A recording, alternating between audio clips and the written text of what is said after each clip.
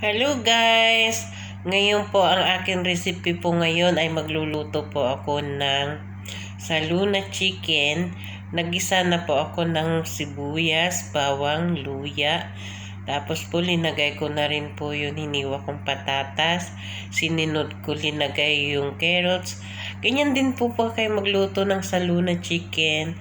Tapos prinito ko po yung manok. Tapos ilalagay ko na rin po dyan.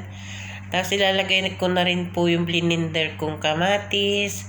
Yan. Tapos titimplahan ko na po ng pangtimpla. Yung kusbara, kamun. Lahat na po yung mga kwan. Tapos yung 7 spicy na kwan. Naglagay din po ako. Para mabango-bango.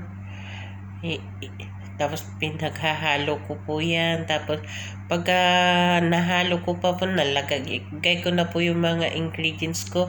Naglagay na rin po ako ng tubig. Tapos po maglalagay rin po tayo ng tomato paste. Yan. Pero kapag gusto nyo po yung maraming sabaw, magdagdag pa po tayo ng tubig hanggang kwan. Ako kasi konti na yung tubig kaya nagdagdag uli po ako ng isang tasang tubig. Ayan. Tapos nagluto rin po ako ng plain rice. Yun po yung tanghalian po namin ngayon. Ayan po yung ginawa ko. Kasi tatatlo lang po kami kakain. Pero yan. Luto na po. Bye-bye na po. Hanggang dito na lang po sa susunod na naman po na akin pagbablog. Ito po ang akin mini vlog today. Goodbye!